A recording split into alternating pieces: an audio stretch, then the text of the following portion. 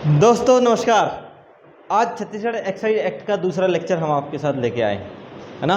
और हम Chhattisgarh excise act में डेफिनेशन क्लॉज और टोटल एनालिसिस जो कि हमें करना है वो हम कर चुके हैं। पहली वाली वीडियो आपको देखनी पड़ेगी, तब जाके हम पता चलेगा कि दूसरी में हम क्या क्या चीज़ें उसमें उठा रहे हैं। ज़्यादा डीप में नहीं जाएंगे, ऊपर ऊपर से पुटअप करेंगे चीज़ों को और थोड़ा बहुत बैरेक्ट की रीडिंग करेंगे और चार्ट के माध्यम से हम बहुत अच्छी चीज़ें सीख जाएंगे। और 2 से 3 बार अगर आपने ये सुन लिया तो बहुत कुछ चीज़ें इसमें कवर होने वाली है। और आप लोग सजेस्ट करना कि एनआई एक्ट के लिए मैं अपने ग्रुप पे लेके आऊँ क्या रिकॉर्डिंग।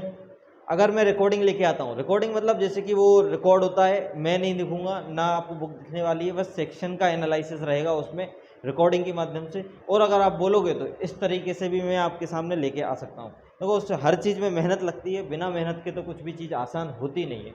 लेकिन मेहनत के सामने आपकी किस्मत भी झुक जाए, ऐसी मेहनत आपको करनी है। ठीक है, चलिए। तो आपका एक्साइज एक्ट आज हमें देखो, हमने कल कहाँ तक कर लिया था, हमने लगभग 15 सेक्शन कवर कर लिए थे, मतलब 13 भी हो गया था, 14 भी हो गया था। तो आज 16 पे बात करते हैं। किस पे बात करते हैं? सीधा सीधा 16 पे बात करते हैं। बाकी तो सब हो गया था, डिस्टिलरी ब्रूअरी ये सब हो गया था, और मादक द्रव्यों का साधारण कब्जा है ना। 15 तक मतलब लगभग आपका हो चुका था। आइए आज हम चर्चा करते हैं सेक्शन 16।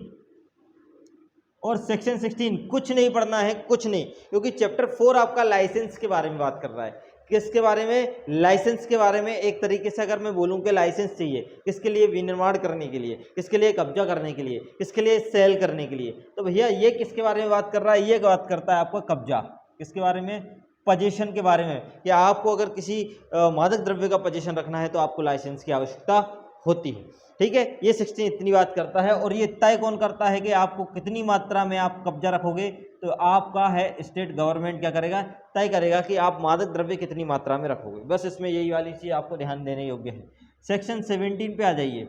सेक्शन 17 सेल के बारे में बात करता है। किसके बारे में बात करता है? सेल के बारे में बात करता है। अब कैसा सेल? अब उस सेल के लिए क्या अनुज्ञप्ति चाहिए आपको? हाँ जी चाहिए। कौन प्रोवाइड करवाएगा अनुज्ञप्ति? आबकारी आयुक्त लिखा है यहाँ पे। यहाँ पे कौन लिखा है भैया? आबकारी आयुक्त की अनुमति के बिना नहीं हो पाएगा सेल। आबकारी आयुक्त की अनुमति चाहिए। और ये आपसे प्री में पूछा जा सकता है। यहाँ पे स्टेट गवर्नमेंट नहीं देखना है, यहाँ पे सीधा आबकारी आयुक्त की अनुमति के बिना सीधा आबकारी आयुक्त है ना, कि इसकी अगर इसने मंजूर कर दिया आपका लाइसेंस। देखो लिखा है कि अगर वृक्ष से ताड़ी निकालने समय अनुज्ञप्ति के बिना, किसी भी अनुज्ञप्ति के बिना ताड़ी निकालोगे, बेचोगे, और अगर भांग की खेती है, भांग की खेती का व्यापार करना है, तो ऐसे अधिकारी जैसे आबकारी अधिकारी विहित करें, अनुज्ञप्ति के बिना विक्रय नहीं होगा। और आबकारी आयुक्त अवधारित करेगा जैसी शर्त है अन्य राज्य या संघ राज्य क्षेत्र में आबकारी विधि में विक्रय संबंधी। मतलब सीधी सीधी बात, ये कौन निर्धारित करेगा? आपका लाइसेंस, आपकी टर्म एंड कंडीशन, ये टर्म निर्धारित करेगा आपका कौन? आबकारी आयुक्त। जैसा कि विहित किया जाए वैसा। ठीक है, समझ में आ रही बात को? जैसा कि विहित किया जाए वैसा कौन? आपका आबकारी आयुक्त। यहाँ पे याद रखना। ठीक है, और मंजूर कौन करता है इसमें? अनुज्ञप्ति भी मंजूर कौन करता है? लाइसेंस। ये समझा जाएगा, लास्ट वाली लाइन में लिखा है कि यहाँ पे आपको लाइसेंस की मंजूरी कौन करता है? लाइसेंस की मंजूरी भी ये देगा। कौन देगा? आपका आबकारी आयुक्त देगा। मतलब 17 में आबकारी आयुक्त ही याद रखना है, आबकारी अधिकारी नहीं है। ठीक है, यहाँ पे स्टेट गवर्नमेंट याद रखना है, बस इसमें कुछ नहीं याद रखना। ठीक है, अब इसके कुछ एक्सेप्शन है। मतलब ये तो बोल रहा है कि टर्म एंड कंडीशन है, तो इस हिसाब से आप बिना अनुमति के आप क्या नहीं कर पाओगे? सेल नहीं कर पाओगे, सीधी बात। अब इसके कुछ अपवाद हैं। क्या है अपवाद? अगर मैं बोलूं अपवाद हैं, कैसे अपवाद हैं आप समझो। अपवाद, पहले चीज तो भैया ताड़ी, दूसरी चीज आपका है भांग की खेती, ताड़ी, भांग की खेती, और तीसरी चीज जो आपको निकल के आएगी ये विदेशी मदिरा निकल के आएगी, विदेशी मदिरा। अब देखो क्या हुआ, तीनों में अंतर है थोड़ा सा। क्या अंतर है? अगर ताड़ के वृक्ष से ताड़ी निकाल रहे हो तो ताड़ के वृक्ष से जिसको ताड़ी निकालने का हक मिला है तो वो तो ताड़ी निकालेगा, लेकिन किसको बेचेगा? वो अनुज्ञप्तिधारी को विक्रय करेगा जिसके पास लाइसेंस है।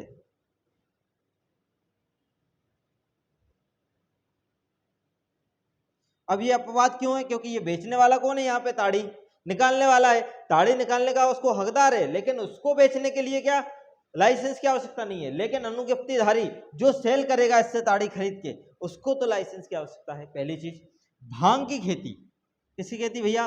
भांग की अगर खेती कर रहे, मान लो जैसे कि मेरा खेत था, ठीक है, मेरा खेत था और मेरे खेत में, ये मेरा एक खेत है और मेरे खेत में लगभग 30 पेड़ लगे हैं। कितने पेड़ लगे भैया? 30 पेड़ लगे हैं भांग, ठीक है। अब या ताड़ के ले लो, कुछ के भी ले लो, ताड़ निकाली, 30 पेड़ लगे हैं और 30 पेड़ों से हमने क्या निकाली? ताड़ी निकाल ली। और अगर मैं बेचना चाहता हूं, क्योंकि मुझे तो हकदार है मैं तो ताड़ी निकालने का, तो जो खरीदने वाला है उसके पास क्या होनी चाहिए? होना चाहिए, ठीक है। ये वाली चीज आपको समझ में आनी चाहिए, ठीक है। तो ये है आपका पहला वाला। और दूसरा भांग की खेती है, तो भांग की खेती में किसको? व्यापारी को भैया, ठीक है। और विदेशी मदिरा, विदेशी मदिरा अगर प्राइवेट उपयोग के लिए है, प्राइवेट उपयोग के लिए, जैसे होता नहीं है उमेश, जो राजेश अंकल है, राजेश अंकल 30 ये अपनी विदेशी मदिरा लेके जा रहे थे। अब 30 में से उनने 3 रास्ते में दोस्तों के साथ पी ली, रास्ते में दोस्तों के साथ क्या करी? पी ली। अब ये आ रहे थे पीते हुए और उनका हो जाता है एक्सीडेंट। अब एक्सीडेंट हो जाता है, लेकिन ये बोतल तो बच गई। कितनी बच गई? 30 में से आपकी, अब मान के चलो 27 बच गई, 3 तो पी ली, अब ये 27 बची, तो इस 27 को उसका एलआर बेच सकता है भैया, वो भी बिना लाइसेंस के। तो ये 3 अपवाद हैं और इस तरीके से आप इसको लर्न करना, और आबकारी आयुक्त भी यहां से थोड़ा याद रखे रहना। क्लियर हुआ? चलिए अब विक्रय विनिर्माण हेतु आ जाइए 18 पे। 18 क्या बोल रहा है? विनिर्माण विक्रय हेतु पट्टा मंजूर। विनिर्माण विक्रय हेतु पट्टा मंजूर मतलब मैन्युफैक्चरिंग, विनिर्माण विक्रय हेतु पट्टे की मंजूरी। ये कौन सा सेक्शन है भैया? आपका सेक्शन 18 है। कौन सा सेक्शन है भैया? आपका सेक्शन 18 है। यहां पे भी थोड़ा सा आप लोग ध्यान देना, सेक्शन 18 क्या बोल रहा है। सेक्शन 18 सीधा सीधा बोल रहा है विनिर्माण आदि का अधिकार पट्टा मंजूर करने की शक्ति किसको होगी?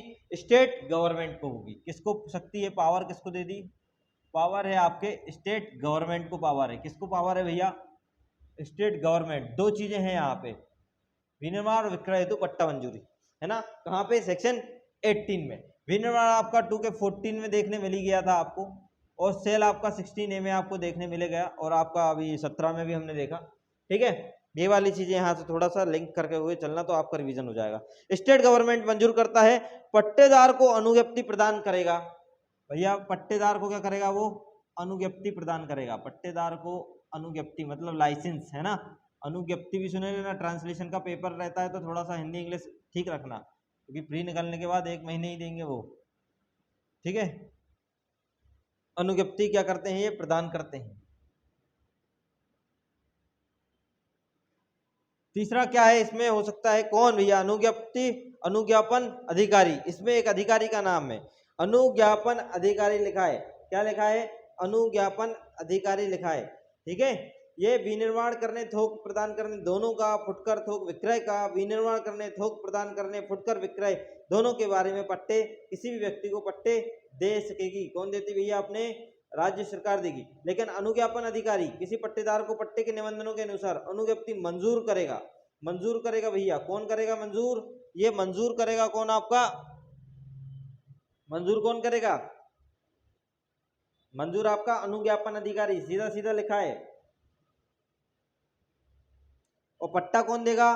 पट्टा स्टेट गवर्नमेंट देगी, लेकिन इसको मंजूर कौन करेगा? मंजूर वो है आपका अनुज्ञापन अधिकारी। कौन है आपका? अनुज्ञापन अधिकारी। अनुज्ञापन अधिकारी ये क्या करेगा? ये भैया आपका मंजूर करेगा। मंजूर मंजूर, ओके, ठीक है। स्टेट गवर्नमेंट की पावर है, पट्टेदार को अनुज्ञप्ति प्रदान करते हैं। मंजूर कौन करेगा? अनुज्ञापन अधिकारी, ठीक है। तो ये वाली चीज आपको क्या करनी है? थोड़ी सी यहाँ पे ध्यान देने योग्य बात है। और 2 चीजों के बारे में, विनिर्माण और विक्रय के बारे में। अब विक्रय थोक है, फुटकर है, विनिर्माण चाहे कैसा भी हो, ठीक है। जिस तरीके से इसमें लैंग्वेज लिखी है, तो थोड़ा सा बस अपने को यहाँ पे याद रखना है, ठीक है। चलिए 18A पे आ जाइए। 18A 3 चीजों की बात हो रही है यहाँ पे, निर्माण और विक्रय के अन्य अधिकार प्रदान करने की शक्ति, अन्य अधिकार प्रदान करने की शक्ति। आपको याद आ रहा होगा सेक्शन 12, वहां पे भी अन्य अधिकारी था, पास की मंजूरी समझी जाएगी, है ना। तो ये वाली चीज यहाँ से भी आप क्या कर सकते हो, कर सकते हो सेक्शन 12 से थोड़ा सा, वहां पे अन्य प्राधिकारी द्वारा पास आबकारी आयुक्त साधारण या विशेष आदेश से यह निर्देश दे सकेगा कि वह मंजूर किया गया इस प्रयोजन के लिए समझा जाएगा। तो आबकारी अधिकारी वहां पे था, और यहाँ पे आपका पट्टा कौन देता, पट्टा कौन देता भैया, आपका स्टेट गवर्नमेंट देती है। तो ये भी साधारण विशेष आदेश से आपका मादक द्रव्य स्पिरिट युक्त आयात निर्यात भंडारण थोक विक्रय स्वामित्व नियंत्रण करने के किसी निगम को प्रदान कर सकेगा। नियंत्रण ये इंपॉर्टेंट है भैया। अन्य अधिकारी का शासन, राज्य शासन किसी निगम को प्रदान कर सकेगा। तो ये वाली चीज आपको थोड़ी सी यहाँ पे देखनी है भैया, है ना। क्या करनी है आपको यहाँ पे थोड़ी सी देखनी है, आपका 18A, ठीक है। आ जाओ 18A देखते हैं, थोड़ा सा यहीं पे देख लेते हैं।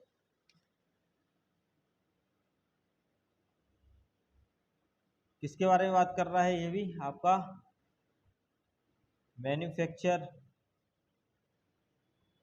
और सेल में अदर अथॉरिटी, वो भी स्टेट गवर्नमेंट की स्पेशल एंड जनरल ऑर्डर से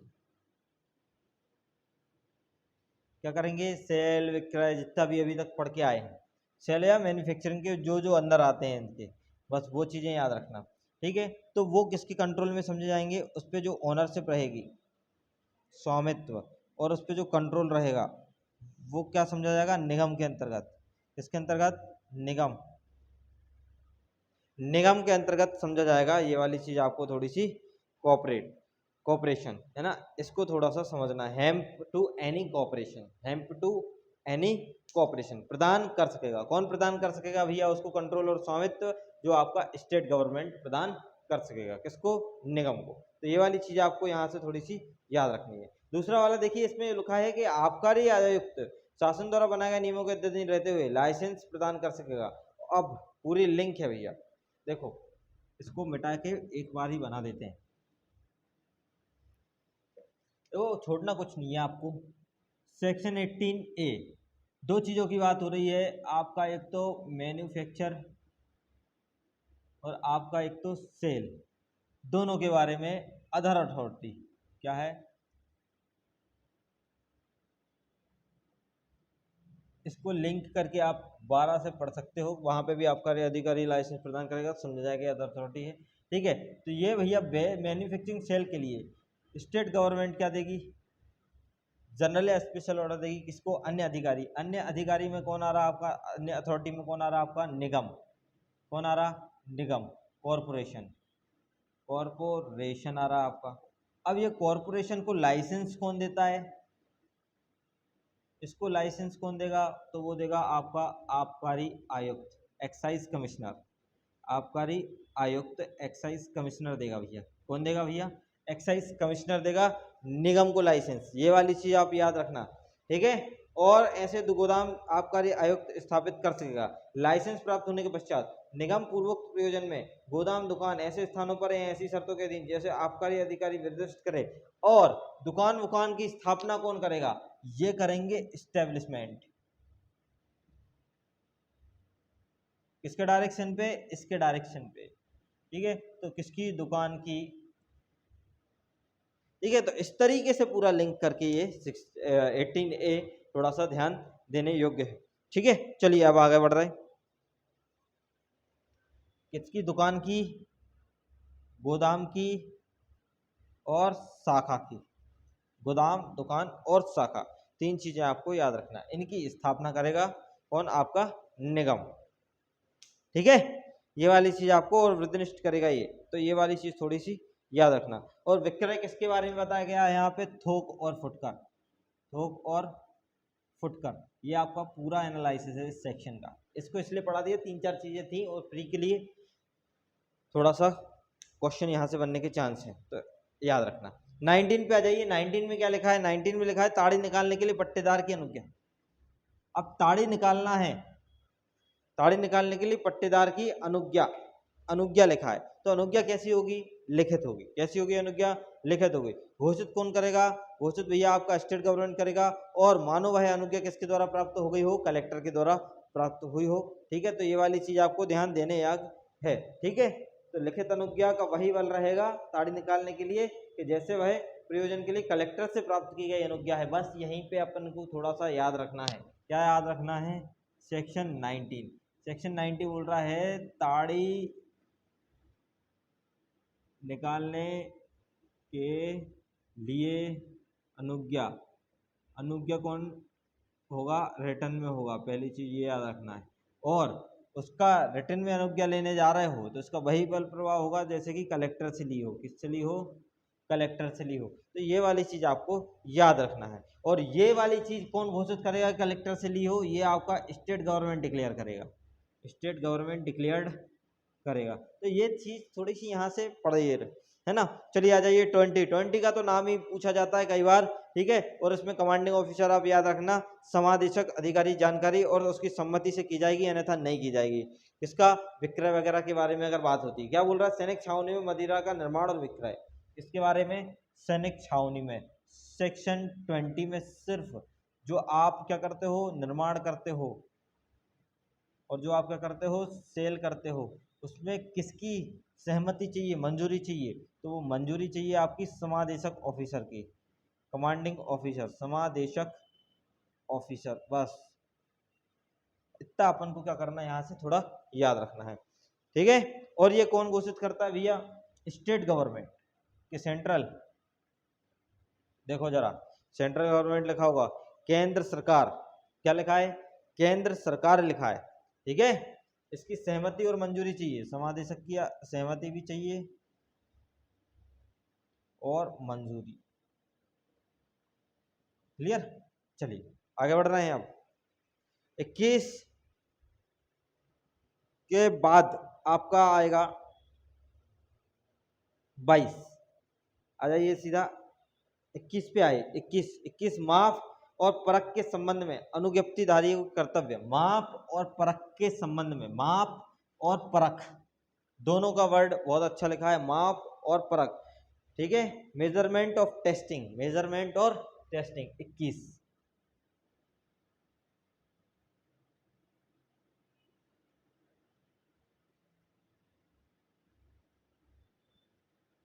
मेजरमेंट और टेस्टिंग, दो चीजों के बारे में आपका सेक्शन 21 बात करता है, मेजरमेंट और टेस्टिंग के बारे में। ठीक है, अब मेजरमेंट और टेस्टिंग में अनुज्ञप्ति धारक से अपेक्षा होगी कि आप कार्य, अनुज्ञप्ति धारक से अपेक्षा कौन करेगा? देखो जरा इसको, जरा देखो क्या लिखा है। ये लिखा है कि भैया आबद्ध होगा विक्रय और शेयर करने के लिए मंजूर की गई अनुज्ञप्ति के अधीन। ठीक है, और अपने पास मापों वाटों को प्रदाय बनाए रखने के लिए आबकारी आयुक्त जैसा कि भेद करे, अच्छे दिशा में रहे। और ऊपर लिखा है आबकारी आयुक्त और नीचे लिखा है आपका आबकारी अधिकारी से अध्यपेक्षा की जाएगी किसी भी समय कब्जा पे रहने वाले मादक द्रव्यों को ऐसी रीति से जैसे कि भेद करे। आबकारी आयुक्त से अपेक्षित करे कि माप तौल परखे, मतलब ये जांच कौन करेगा? क्लियर बात। टेस्टिंग और जो धारण करता है, धारण करता है क्या? अनुज्ञप्ति है जिसके पास, क्या है? अनुज्ञप्ति है। इसकी जांच कौन करेगा? इसको परखेगा कौन? टेस्ट कौन करेगा?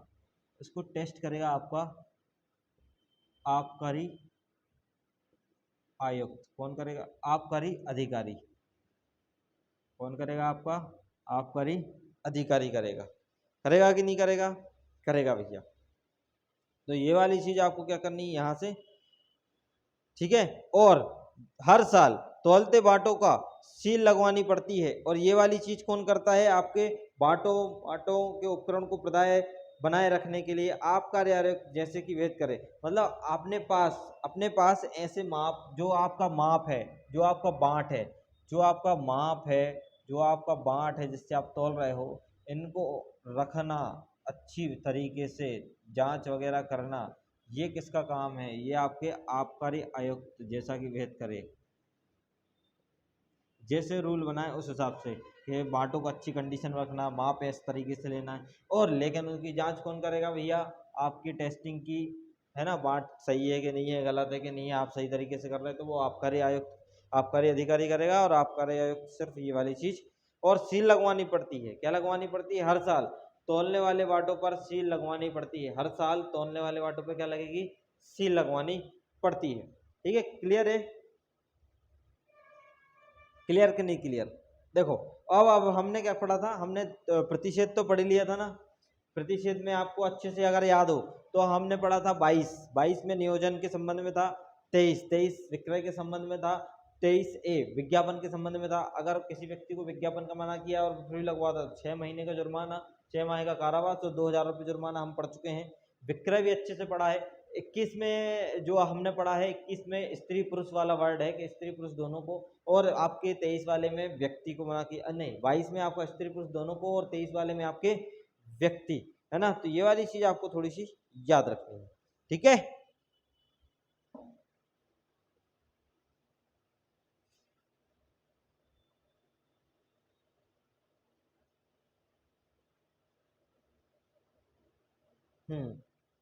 ये वाली यहां से हमने तो पढ़ ली थी, लेकिन यहाँ पे थोड़ा सा जानने लायक है। यहाँ पे आप 5th पॉइंट देखिएगा जरा। किसका? कौन सा पॉइंट? 5th point. देखो, इसको एक बार अपन 23 को पूरा करते हैं, क्योंकि ये थोड़ा सा 23 बड़ा है और आप लोगों को पढ़ने में थोड़ी दिक्कत भी आती होगी। ठीक है, चलो 23 करते हैं। सेक्शन 23A किसके बारे में प्रतिषेध करता है? ये प्रतिषेध करता है विज्ञापन के बारे में। किसके बारे में प्रतिषेध करता है? आपके विज्ञापन के बारे में ये क्या कर रहा है? प्रतिषेध कर रहा है। ठीक है, अब विज्ञापन के बारे में प्रतिषेध कर रहा है, देखो, तो इसमें सीधा सीधा विज्ञापन मदिरा का, ठीक है, विज्ञापन कैसे होता है? विज्ञापन एक तो प्रशंसा करता है अपनी मदिरा की, भैया वो क्या कर रहा है? प्रशंसा कर रहा है। या तो वो क्या कर रहा है? आग्रह कर रहा है, आइए और हमारी देसी शराब दुकान पे बैठ के पीजिए, और उपभोग का प्रस्ताव लेता है। एक तो तरीके से उपभोग का प्रस्ताव, एक पे एक फ्री, सबसे कम रेट में हमारे यहाँ मिलेगी। तो ये सब क्या है? विज्ञापन प्रतिषेध है। अब इन विज्ञापनों पे कितनी पनिशमेंट है? तो 23 के 2 में आपकी 6 माह कारावास है और 2000 रुपये क्या है? जुर्माना है, फाइन। ठीक है, ये वाली चीज यहाँ से थोड़ी सी आपको देखने वाली। ठीक है, अब इसी के साथ 6 माह कारावास, इसमें पुस्तक का समापन की अगर मैं बात करूं, देखो ऐसे याद कर लो डायरेक्ट, उसको पढ़ेंगे टाइम होगा। पुस्तक के समापन के बारे में बात कर रहा है, तो वो क्या बोल रहा है? स्टेट गवर्नमेंट के पक्षकार,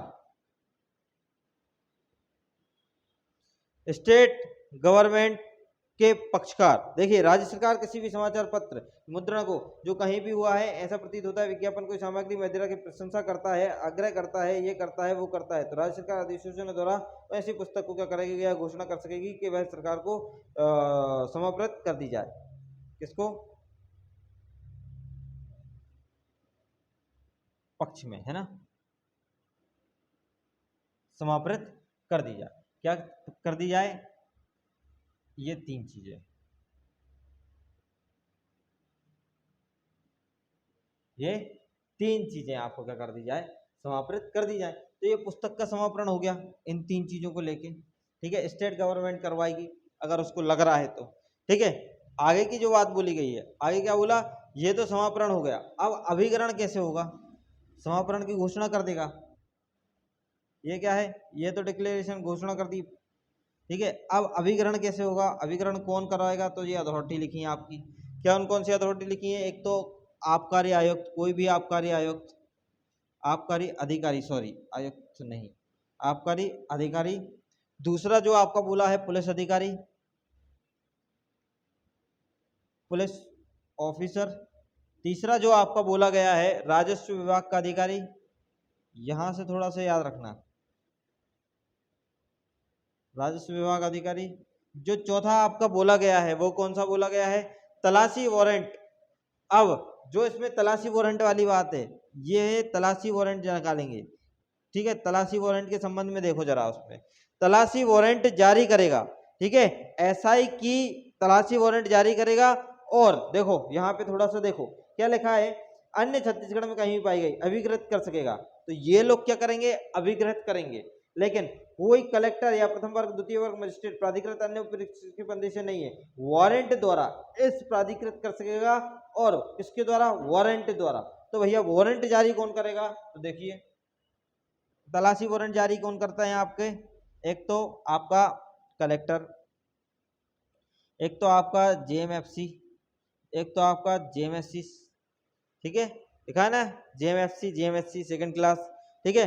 और एसआई के निरीक्षक के पंक्ति से निम्न का ना हो, एसआई से ऊपर ही हो, नीचे का ना हो, तो ये तलाशी वारंट जारी कर सकते हैं, तलाशी लगा सकते हैं।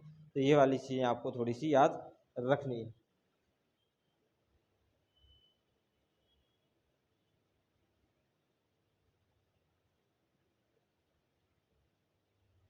ठीक है, मतलब वारंट किसको जारी हो रहा है?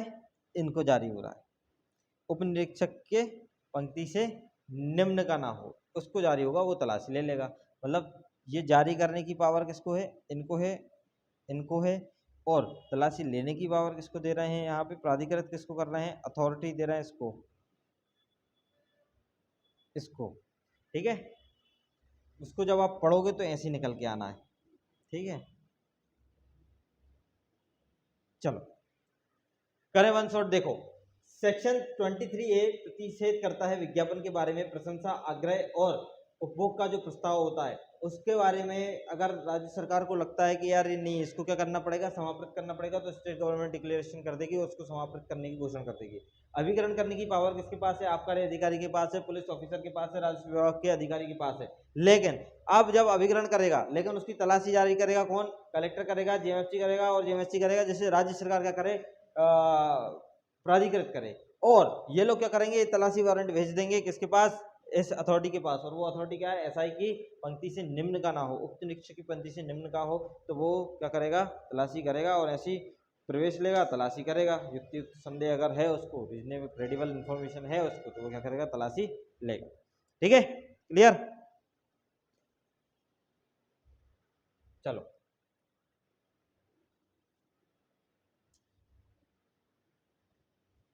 मैंने भी आप लोगों के साथ ही पढ़ा ये, मुझे लगा कि नहीं पढ़ना चाहिए, लेकिन फिर थोड़ा सा इंपॉर्टेंट लगा तो पढ़ लिया। चलिए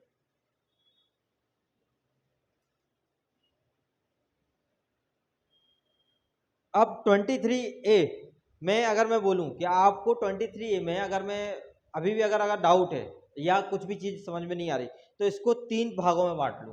कितने भागों में बांट लो? 23A को 3 भागों में। एक पनिशमेंट में बांट लो, दूसरा किस में बांट लो आप? पनिशमेंट में। दूसरा समापरण में बांट लो, फोर्थ समापरण, समापरण। तीसरा आप किस में बांट लो? अभिकरण। और चौथा आप किस में बांट लो? तलाशी। ये पांचवा है और ये दूसरा सब सेक्शन है। कितना है? 6 और 2000। समापरण कौन? State government. अभिकरण कौन? 30 आपका एक्साइज ऑफिसर, आपका रेवेन्यू ऑफिसर, आपका पुलिस ऑफिसर, ये वाली चीज। तलाशी वारंट जारी कौन करता है? आपका कलेक्टर, आपका जेएम फर्स्ट क्लास, आपका जेएम सेकंड क्लास। और तलाशी कौन दिलाएंगे? ये तलाशी दिलाएंगे एसआई से ऊपर, मतलब एएसआई मान लो उसको। उपनिरीक्षक लिखा है, उपनिरीक्षक की पंक्ति से नीचे का ना हो, उपनिरीक्षक की पंक्ति से नीचे का ना हो। सब इंस्पेक्टर नीचे का ना हो, ना हो, ना हो, वो तलाशी ले। ये आपका 23A है। ये वाला देख लो आप, सीधा सीधा वन शॉट, इतना पढ़ा लेकिन ये बढ़िया है। 24 पे आ जाइए, सेक्शन 24, लोक शांति के लिए दुकानें बंद करना। भैया ये बढ़िया सेक्शन था। अगर लोक शांति करना है तो दुकानें बंद करना। तो दुकानें बंद करने की पावर किसको है? अनुज्ञप्तिधारी को भी है, वो भी बिना परमिशन के। उसको अगर लगता है कि दंगा वंगा हो रहा है, ठीक है, बस यही इंपॉर्टेंट है, बाकी तो सब ठीक है। बाकी अब मैं बनाता हूँ आपको कैसे इसको करना है डील। ठीक है, क्या करना? लोक शांति भंग के लिए दुकान बंद करना, लोक शांति भंग के लिए दुकान क्या करना है, बंद किया जाना।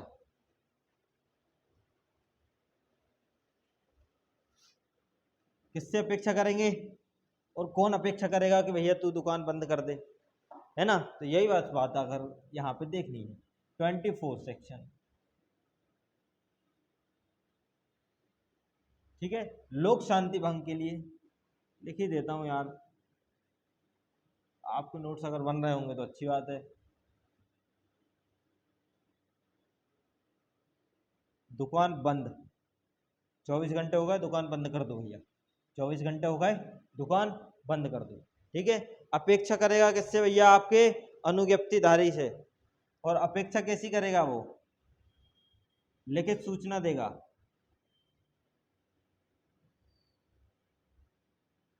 लिखित, ठीक है, सूचना देगा। अपेक्षा लिखित कोई भी मजिस्ट्रेट, कोई भी डीएम लिखा है ना, डिस्ट्रिक्ट मजिस्ट्रेट अनुज्ञप्तिधारी से लिखित सूचना द्वारा यह अपेक्षा करेगा कि भाई ऐसी दुकान पे जो मादक द्रव्यों का विक्रय कर रहा है ऐसी कालावधि के लिए लोक शांति परीक्षण के लिए बंद की जाए, ठीक है। अपेक्षा कौन करता है, अपेक्षा कर रहा है आपका डीएम। कौन कर रहा है, डीएम। किससे कर रहा है डीएम, अपेक्षा कर रहे हैं कि लिखित सूचना द्वारा, सूचना द्वारा कि वो भैया लोक शांति भंग करने के लिए, ठीक है। तो ये वाली चीज, और लोक शांति भंग करने के लिए आपका जो है अपेक्षा लिखित में, कोई भी अपेक्षा लिखित में किसी भी दुकान में सन्निकट बलवे या आशंका है तो विरुद्ध जगह में कोई भी वर्ग का मजिस्ट्रेट। पहले वाले में तो आपको अपेक्षा कौन कर रहा है, आपका डीएम कर रहा है। और किस मामले में कर रहा है, इसको ऐसे बना लेते हैं, थोड़ा सा आपका डायग्राम गलत हो जाएगा। ये डीएम अपेक्षा कर रहा है लिखित में आपसे, किस मामले में, मादक द्रव्यों की, मादक द्रव्य का विक्रय, मादक द्रव्य का विक्रय, वो भी किसके लिए, लोक शांति परीक्षण के लिए, लोक शांति परीक्षण, प्रोटेक्शन के लिए, है ना। तो उस पर क्या करो भैया, दुकान बंद कर दो, ठीक है। ये अपेक्षा हो रही है, किससे हो रही है, डीएम अनुज्ञप्तिधारी से अपेक्षा कर रहा है, अनुज्ञप्तिधारी से, ठीक है। अब ये सूचना देगा, किसको देगा सूचना, इसी को देगा सूचना, और क्या, ठीक है। अब सूचना देगा किसको, देखो अगली लाइन लिखी होगी आपकी, कलेक्टर को। कौन देगा, अपेक्षा लिखित में कोई भी मजिस्ट्रेट लिखा है वर्ग का, वो भी कब, जब बलवा या विधि विरुद्ध जमाव, बलवा या विधि विरुद्ध जमाव क्या हो, संकट हो या आशंका हो, सन्निकट हो या क्या हो, आशंका हो, तब उस कंडीशन में भैया, ठीक है। ये वाली चीज आपको थोड़ी सी यहाँ पे ध्यान देना है। देखो लिखा है क्या,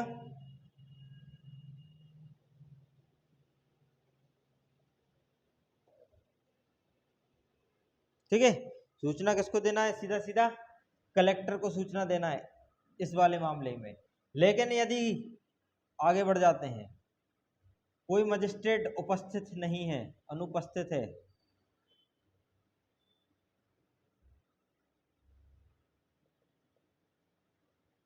क्या है, अगर कोई मजिस्ट्रेट क्या है, अनुपस्थित है, तो बलवा और विधि विरुद्ध जमाव आदेश के बिना, तो मजिस्ट्रेट के आदेश के बिना भी क्या कर सकता है वो, मजिस्ट्रेट के आदेश के बिना भी बंद कर सकता है दुकान। और इसका सूचना किसको देना है, कलेक्टर को देनी है, ठीक है। तो ये वाली चीज आपको थोड़ी सी यहाँ पे ध्यान देनी। चलिए आइए, हो गया। चलिए 26 पे आ जाइए। 24 आपका दुकान बंद के बारे में बात करता है। 26, 25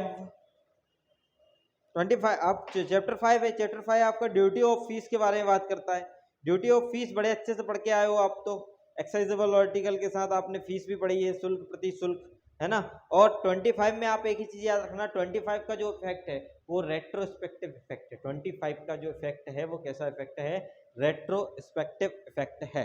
ठीक है, ये क्वेश्चन प्री में देखने मिल सकता है कि आबकारी कर आयुक्त योग्य वस्तुओं पर जो शुल्क है, आयात पर शुल्क है, निर्यात पर शुल्क है, परिवहन पर शुल्क है, 3 शुल्कों के बारे में वो क्या करता है, बात करता है। आयात, निर्यात और परिवहन, जो इसका एक्ट है 1955 और 13 में, वो जो का त्यों पढ़ के आए हैं वही वाली चीज यहाँ पे लिखी है।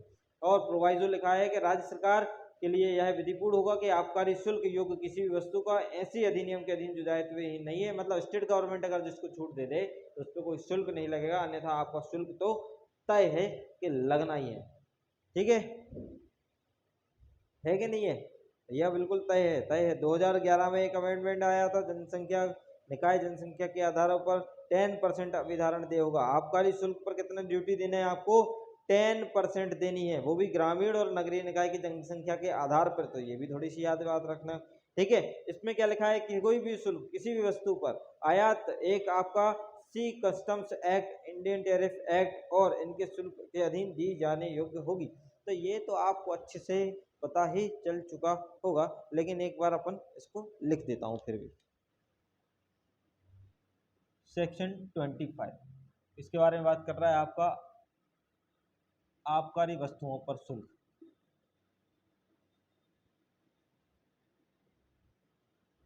इसके साथ क्या करना है, रीड विथ 6A सेक्शन। ठीक है, आबकारी वस्तुओं पर शुल्क कौन डिसाइड करता है, आपका स्टेट गवर्नमेंट। 3 चीजों पे, एक तो आपके आयात, निर्यात और परिवहन। 2 के 19 में निर्यात,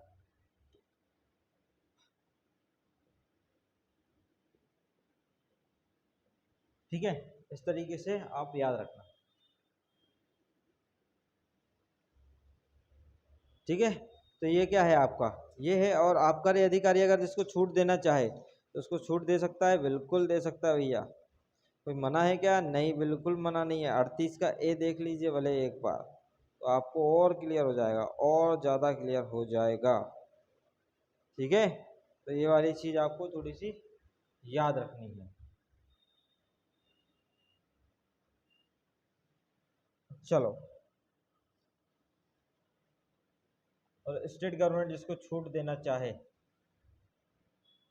दे सकता है। एक चीज और, आबकारी शुल्क 10% ड्यूटी आपको पे करनी पड़ेगी। किस पे, अगर आप ग्रामीण क्षेत्रों के लिए उपयोग में जाते हो या आप नगरीय क्षेत्र में उपयोग के लिए जाते हो। और ये अमेंड आ चुका है 2011 को। ठीक है, यहाँ पे थोड़ी सी बस यहाँ वाली बात आपको देनी, ये आपका जनसंख्या के आधार पे लगेगा, ग्राम क्षेत्र की जनसंख्या के आधार पे, जनसंख्या के आधार पे। वस्तु पर कितना लगेगा, 10% आबकारी वस्तु पर। ठीक है, ये वाली चीज़ यहाँ से थोड़ी सी ध्यान देनी। और बाकी जो आपको कस्टम एक्ट, टैरिफ एक्ट है, इसमें जितना भी आपको बताया गया है उस हिसाब से शुल्क होगी। ठीक है, तो ये वाली चीज़ आप याद रखना यहाँ से। चलो 26 पे आ जाइए। सेक्शन 26, सेक्शन 26, सेक्शन 26 क्या बोल रहा है आपका, सेक्शन 26 ये बोल रहा है 30, क्योंकि चैप्टर 5 पढ़ ही रहे हैं, आपको ये वाली चीज़ याद रखनी है। रेट्रोस्पेक्टिव इफेक्ट है, आप ये देखना, आप लास्ट वाला पॉइंट की लास्ट वाली लाइन, रेट्रोस्पेक्टिव इफेक्ट लिखा है। और स्टेट गवर्नमेंट चाहे तो आबकारी शुल्क में वृद्धि भी कर सकता है और कम भी कर सकता है। ये वाली लास्ट वाली लाइन में आपको लिखा है 1882 का। ठीक है, चलिए 26 में क्या वे बताया, वे मतलब वे ऑफ लिविंग ऑफ आपका सच ड्यूटी, जो भी आपका एक्साइज ड्यूटी है उस पर आपका वे बताए गए हैं। ठीक है, तो 26 वे, कितने वे हैं आपके, 26 वे हैं। तो आपको इस तरीके से रीति उद्धरण की देती है। सेक्शन 26,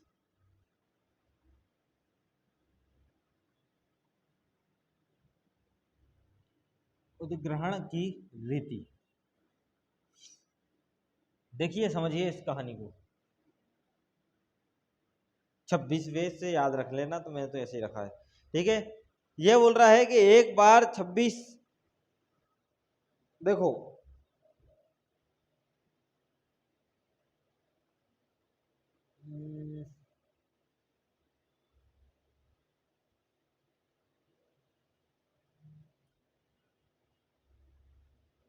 एकड़ बार दर से मादक औषधि या भांग के पौधे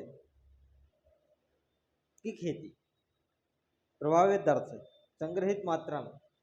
ठीक है, अभी आप देखना, मैं इसको तोड़ने की कोशिश में हूँ कि अगर ये टूट गया तो आपको सीधा आपको आईपी चीज़ें मैं निकाल के दे दूंगा। और आपका जो सी पॉइंट है, बी तो आपको पढ़ना नहीं है, बी वाले में आपको क्या लिखा है, डिस्टिलरी, ब्रूअरी, स्पिरिट और बियर उपयोग में लाई गई तुल्यांकों को ऐसे मान के अनुसार जो वॉश या वर्ड की शैक्षणिकता की मात्रा जैसा कि राज्य सरकार में लाई गई, और ताड़ी के प्रत्येक पक्ष पर ताड़ी निकाली जाए और उद्धृत करी जाए।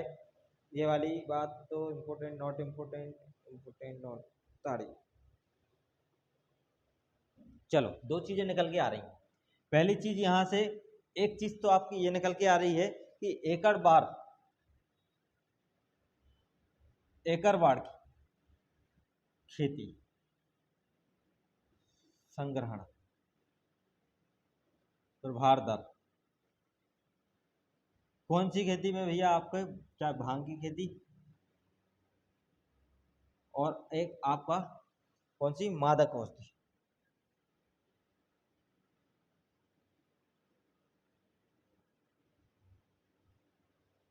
समझ में आ रही, मादक औषधि और भांग के पौधे,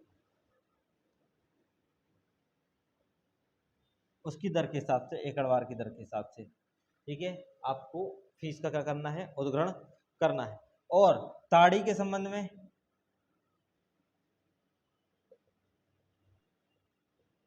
ताड़ी के संबंध में प्रत्येक वृक्ष पर जिस पर ताड़ी निकाली जाती है उस हिसाब से।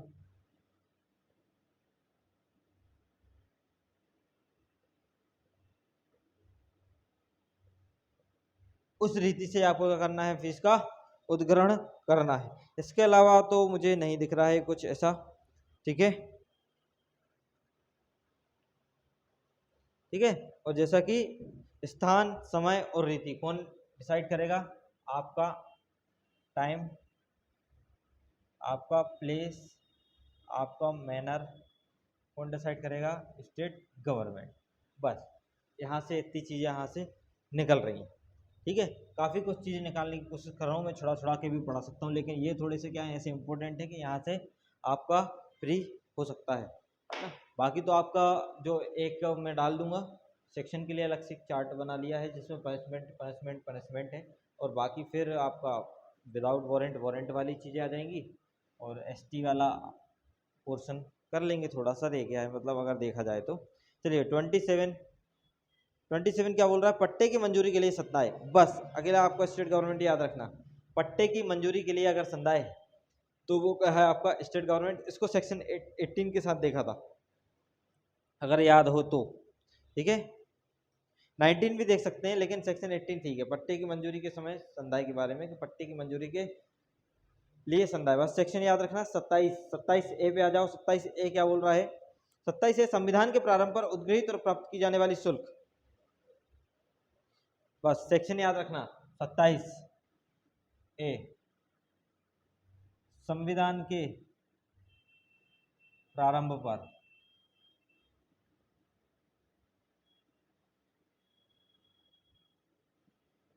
ठीक है, संविधान के प्रारंभ पर। इसका एक अपवाद है कि ये तो ठीक है, अपवाद ये है कि स्टेट गवर्नमेंट, ये आपका संसद उपबंध द्वारा भी क्या कर सकती है, संसद द्वारा उपबंध हो सकता है, इसका भी आप देख लेना। ठीक है, ठीक है, तो ये अपवाद है संसद द्वारा उपबंध। बाकी तो आपका स्टेट गवर्नमेंट आपका है ही, लेकिन संसद द्वारा उपबंध अगर हो गया है तो उसकी शक्ति पर प्रतिकूल प्रभाव नहीं डलेगा आपका संविधान के प्रारंभ पर शुल्क की प्राप्ति। ठीक है, 27 का भी इफेक्ट कैसा है आपका, रेट्रोस्पेक्टिव इफेक्ट याद रखना, रेट्रोस्पेक्टिव। आपकी 25 का भी इफेक्ट कैसा, रेट्रोस्पेक्टिव इफेक्ट है।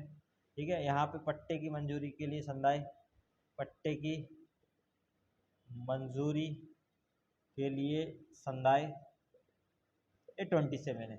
ठीक है, 27 ए भी हो गया, 27 भी हो गया, ये वाली चीज़ आपको याद रखनी है यहाँ से। चलिए अब 28 देखिए, 28 मतलब आपका चैप्टर 6 लेवी हो गया भैया। आपका फीस उद्धरण कैसे करोगे, लेवी ऑफ फीस, है ना। अब आपका है चैप्टर 6। चैप्टर 6 आपका फिर से आ गया लाइसेंस, परमिट्स और पासिस, तीनों चीज़ों की बात कर रहा है। मतलब आपका 13, 17 अनुज्ञा पत्र आपका 16 के सी में पड़ा था। अनुज्ञा पत्र 16 के सी पॉइंट में जो है वहाँ पे अनुज्ञा पत्र पड़ा था, ठीक है। और पास 10, 11, 12 में हमने पास पढ़े थे। तो लाइसेंस सेल के लिए, कब्जे के लिए, है ना। तो ये लाइसेंस, तो यहाँ पे थोड़ा सा आपको ध्यान रखना है, मैन्युफैक्चरिंग के लिए, ठीक है। तो इसकी हेडिंग में ही आपकी सेक्शन है। हेडिंग में अगर मैं बोलूँ तो 3 आपका जो चैप्टर 6 है 3 चीज़ों की बात करता है। एक तो आपका अनुज्ञप्ति, अनुज्ञा पत्र, पास, पास पड़ा है,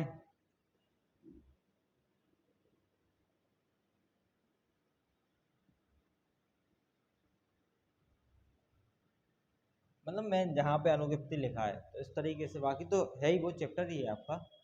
बाकी यहाँ पे अनुज्ञप्ति अनुज्ञप्ति लिखा, लाइसेंस की आवश्यकता, लाइसेंस की आवश्यकता, ये सब चीज़ें, ठीक है, इस तरीके से। अब देखो आपका 28, और 28 में आपको पूरी चीज़ पढ़ने की जरूरत नहीं है। Form and condition of licence के बारे में बात कर रहा है कि अनुज्ञप्ति आदि का प्रारूप और शर्तें, क्या बोल रहा है, अनुज्ञप्ति का प्रारूप और शर्तें, ठीक है। तो भैया शर्तें, विक्रय हेतु न्यूनतम मात्रा में रखना, अगर उल्लंघन करोगे तो शास्ति लग जाएगी। क्या लग जाएगी, आप पे शास्ति लग जाएगी, ठीक है, यही लिखा है। उद्ग्रहण उससे वसूलनीय होगी। और 28 का 2 अपेक्षा अनुज्ञप्तिधारी से रखी जाएगी। क्लियर बात है, ज्यादा पढ़ने की जरूरत है नहीं है, ठीक है। बस इधर एक ही चीज याद रखना, 28 का 2 देख लो आप तो, 28 का 2, हाँ 28 का 2 देखो। 28 का 2 क्या बोल रहा है, 28 का 2 ये बोल रहा है कि अपेक्षा करी जाएगी किससे,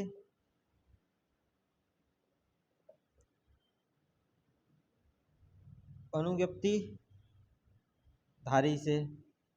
क्या अपेक्षा की जाएगी अनुज्ञप्ति धारी से, कि भैया जो शर्त दी है उनको क्या करना है, उसको पालन करना है। और अगर वो शर्त क्या कर देता है, उल्लंघन कर देता है, मतलब शर्त आपका, ठीक है। और शर्त कैसी होती है, पहले तो शर्त देखो। उल्लंघन करोगे तो वास्तव में आपको क्या लगेगी, शास्ति तो लगनी है। क्या लगनी है, शास्ति, शास्ति मतलब पेनाल्टी, तो ये तो लगनी है। लेकिन शर्त क्या, शर्त विक्रय हेतु न्यूनतम मात्रा में रखना, विक्रय हेतु न्यूनतम मात्रा में रखना है, ठीक है। किसको रखना है, देसी मदिरा स्पिरिट, ठीक है, देसी मदिरा और स्पिरिट, इस तरीके से टूट गया आपका। चलिए आ जाइए 28A। ये क्या बोल रहा है 28A, पर्यवेक्षण प्रभारों का संदाय, किसके बारे में बात कर रहा है, पर्यवेक्षण प्रभारों का संदाय के बारे में ये क्या कर रहा है, आपका सेक्शन बात कर रहा है, पर्यवेक्षण प्रभारों का संदाय। आ जाइए 28A। 28A पर्यवेक्षण प्रभारों का संदाय, इसका एक अपवाद है, जिसे स्टेट गवर्नमेंट डिसाइड करेगी पर्यवेक्षण प्रभारों का संदाय को स्टेट गवर्नमेंट, और स्टेट गवर्नमेंट जिसको छूट दे दे, तो बात ही अलग है। और स्टेट गवर्नमेंट द्वारा किसको छूट देती है, किसी संस्था को, किसी भी वर्ग को, किसी राशि को जो संपूर्ण है, या उसके किसी भाग को भी दे सकती है, ठीक है। पर्यवेक्षण प्रभारों का संदाय 20 सेक्शन 28A, पर्यवेक्षण प्रभारों का संदाय, ये तो आपका स्टेट गवर्नमेंट लिख लो बाजू में। और किसको एग्जम्प्ट दिया है, ये वाली चीज़ आपको देखना है, कौन देगा एग्जम्प्ट, स्टेट गवर्नमेंट देगा। किसी संस्था को, किसी वर्ग को, और किसी राशि से भी छूट देगा, चाहे तो संपूर्ण से दे दे, चाहे उसका किसी भाग से छूट दे दे, भागतः, संपूर्णतः या पूर्णतः या भागता है, ऐसा लिख लो, कोई दिक्कत की बात ही नहीं है, जैसा आपको ठीक लगे, ठीक लगे। 28 है। 30 पे आ जाइए। अब इम्पोर्टेंट है थोड़ी सी, ठीक है, ये वाली चीज़ आपको याद रखनी है। और ये 25 के परंतु जैसा था ना, ये वाला प्रोवाइजो जिसको स्टेट गवर्नमेंट चाहे छोड़ दे सकती है, 25 के प्रोवाइजो में था, ठीक है, ये वाली चीज़ आपको ध्यान देनी है।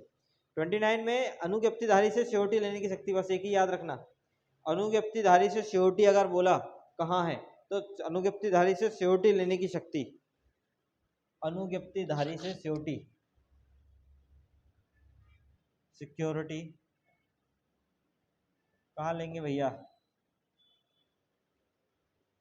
सिक्योरिटी लेने की शक्ति है, ठीक है, किसको, एनी अथॉरिटी लिखा है,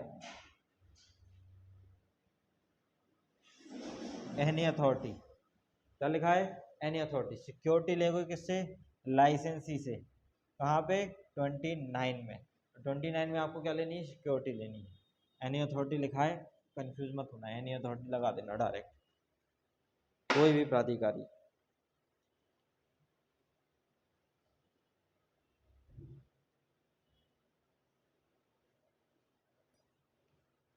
ठीक है, लिखित में एग्रीमेंट निष्पादित करे तब, है ना, ये वाली चीज़ आपको याद रखनी है, लिखित में एक एग्रीमेंट होगा, वो निष्पादित करेगा तब आप उसमें क्या लोगे, आप सिक्योरिटी ले सकते हो, और वो कोई भी अधिकारी आपसे ले सकता है। 29 याद करना सिंपल है, इसलिए बोल रहा हूँ, टफ होता तो अपने आप ही अपन पढ़ते, लेकिन सिंपल है तो छोड़ना मत, नेग्लेक्ट मत करना, पढ़े रहना उसको, ठीक है। 30 पे आ जाइए। परिभाषिक त्रुटियां, अनियमितताएं या लिप्तियों के बारे में बात कर रहा है, तीन चीज़ों के बारे में बात कर रहा है, अनुज्ञप्ति अविधिमान्य नहीं है। 30 सेक्शन 30 जो अनुज्ञप्ति है अविधिमान्य नहीं है भैया, अविधि मान्य नहीं समझी जाएगी, तीन चीज़ों अगर हो भी गई तो, एक तो है आपकी अनियमितता, दूसरा आपका है त्रुटि, और एक आपका है परिभाषिक त्रुटि हो गई, लोप। तो इसके कारण आपकी अनुज्ञप्ति क्या नहीं समझी जाएगी, अविधिमान्य नहीं समझी जाएगी, लेकिन इस पे फाइनल जो जजमेंट रहेगा वो किसका रहेगा, जजमेंट बोल लो, डिसीजन बोल लो, किसका रहेगा, ये याद रखना, आबकारी आयुक्त, आबकारी आयुक्त का रहेगा, इस संबंध में जब किसी सेक्शन में 30 में अनियमितता, त्रुटि या लोप के कारण अनुज्ञप्ति अविधिमान्य नहीं समझी जाएगी, और उसको डिसाइड करेगा फाइनल आबकारी आयुक्त डिसाइड करेगा। सेक्शन 30 आपको याद हो गया, सेक्शन 29 आपको याद हो गया, सेक्शन 28 ए भी आपको याद हो गया, और सेक्शन 28 भी आपको याद हो गया है, फॉर्म ऑफ कंडीशन, ठीक है। अभी इसका सेक्शन सेक्शन सेक्शन और चैप्टर चैप्टर चैप्टर कल लेके आएंगे, चैप्टर चैप्टर सेक्शन सेक्शन, तो उस तरीके से बोलो तो सब कुछ हो सकता है, तो कुछ भी नहीं हो सकता है, आप भी ऐसा पढ़ सकते हो घर पे, सेक्शन सेक्शन अलग याद कर लो, चैप्टर चैप्टर अलग याद कर लो, सेक्शन किस चैप्टर में किस किस सेक्शन है, इस तरीके से ये वाली चीज़ें भी आप लोग क्या कर लो, याद कर लो, तो काम बन जाएगा आपका, है ना। चले अब आगे,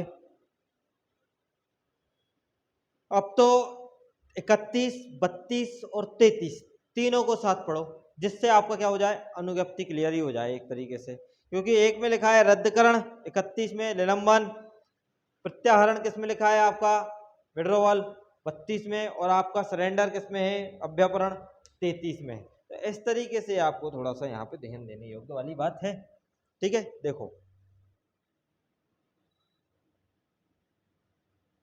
अनुज्ञप्ति का 31 में देखो, 32 में देखो, और 33 में भी देखो, यहाँ पे आपका सरेंडर है भैया, यहाँ पे आपका विड्रॉवल है भैया, यहाँ पे आपका सस्पेंड है भैया, या सस्पेंशन बोलो, सस्पेंड ही बोलूँगा मैं तो, ठीक है, सस्पेंड, निलंबन, प्रत्याहरण,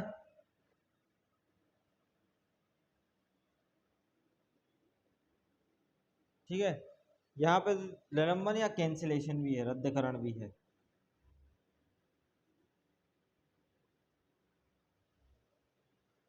ये अभ्यापरण,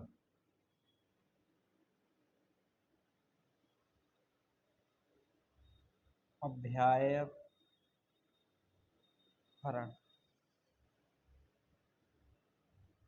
पर्याय, ठीक है, जो भी है। अब देखो क्या लिखा है, रद्दकरण मंजूर करने वाला अधिकारी अगर शर्त का भंग करता है, कौन करवाए, शर्त का भंग करता है, फीस का समुदाय ना करे, संज्ञेय या अजमानती, ये बहुत इंपॉर्टेंट है, संज्ञेय या अजमानती अपराध का अगर सिद्ध दोष है तो फिर क्या कर देंगे, उसके लाइसेंस को हम क्या कर देंगे, रद्द कर देंगे। पहली चीज तो यही बोल रहा है, ठीक है। देखो ए बी सी डी आपको दिख रही है अच्छे से। राज्य सरकार जैसे कि भेद करे, अनुज्ञा पत्र मंजूर करने वाला प्राधिकारी उसे रद्द कर सकेगा। कौन रद्द कर सकेगा, मंजूर करने वाला प्राधिकारी रद्द कर सकेगा। देखो सीधा लिखा है, तो सस्पेंड कौन करेगा, मंजूर करने वाला अधिकारी करेगा। कब, जब आप फीस क्या ना करो, पे ना करो, मतलब भंग कर दो। बी, बी क्या लिखा है आपका, मतलब फीस पे ना करो, शर्त का पालन ना करो, क्या ना करो, ब्रीच करो।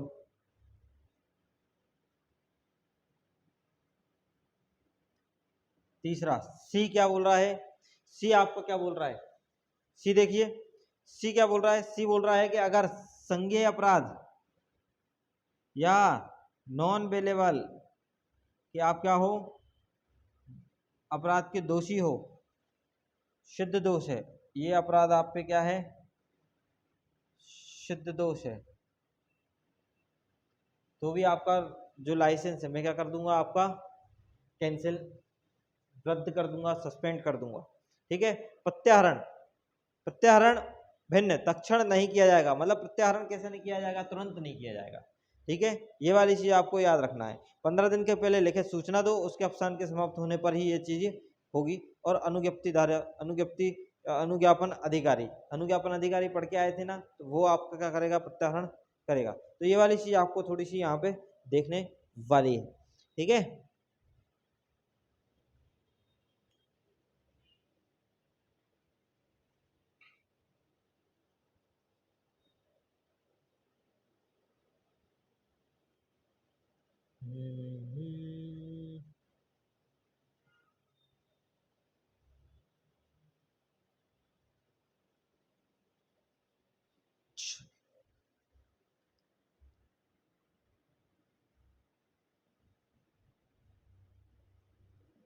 तुरंत नहीं होगा, पहले आपको क्या करना है, 15 दिन की लिखित सूचना, लिखित सूचना। और तुरंत कौन नहीं करेगा आपका, अनुज्ञापन अधिकारी, जो मंजूर करता है ना वही, तुरंत नहीं करेगा।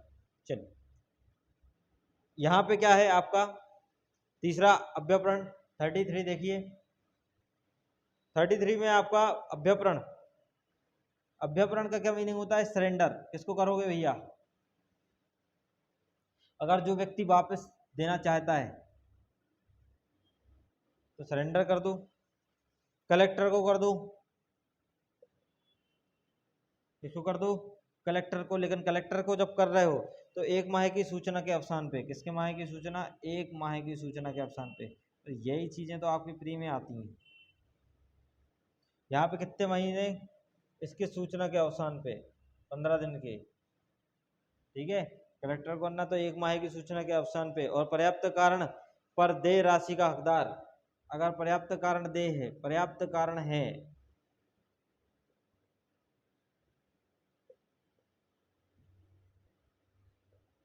सरेंडर करने का, तो अगर उसको परिहार कर सकते हैं, लघुकरण कर सकते हैं, क्षमा कर सकते हैं फीस में, तो कोई दिक्कत ही नहीं है।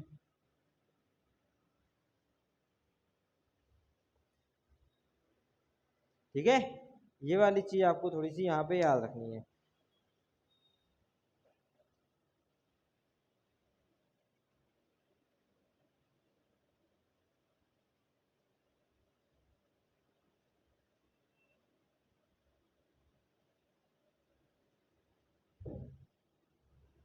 ठीक है। और यहाँ पे थोड़ा सा याद रखना, तुरंत तो नहीं होगा, 15 दिन के लिखित अवसान पे होगा। और अगर आप विड्रॉवल कर रहे हो और अगर कुछ राशि बच रही है तो भैया आबकारी अधिकारी जैसा बोले, आबकारी आयुक्त के अधिकारी है, आबकारी आयुक्त जैसा डायरेक्शन दे प्रतिकर के रूप में वसूल किया जाएगा, प्रतिकर के संदाय के रूप में। ये थोड़ा सा यहाँ पे देख लेना, प्रतिकर के संदाय के रूप में आबकारी आयुक्त जैसा भेद करे, है ना। तो ये वाली चीज यहाँ से थोड़ा सा आप देखना, ठीक है। 33, चलिए 33 हो गया है। अब आपका पेनल्टी वाला चैप्टर ही आ गया एक तरीके से, अगर मैं देखूं तो इसका तो मैं कल चार्ट ही लाऊंगा सीधा सीधा। अब हमारा क्या बचा है आगे, 36 हो गया आपका लगभग। अब हमारा सीधा 48 से चलेंगे। 48 में आपका अपराधों का समन है 49। और चलो कल इससे एक काम करेंगे, कल हम ये पूरा ख़त्म कर लेंगे और ख़त्म करने के बाद ये आपका आगे का ये सेक्शन बचेंगी पेनल्टी वाली, इसको बाद में ले लेंगे। चलिए इसी के साथ मिलते हैं, नमस्कार, शुक्रिया, धन्यवाद। और जुड़े रहिए ड्रीम जुडिशरी इंदौर के साथ और सपोर्ट बनाए रखिए। थोड़ी सी एनर्जी डाउन हो जाती है, रेगुलर क्लास लेता हूँ, फिर उसके बाद फिर आप लोगों को लेक्चर देना रहता है और फिर बस इसलिए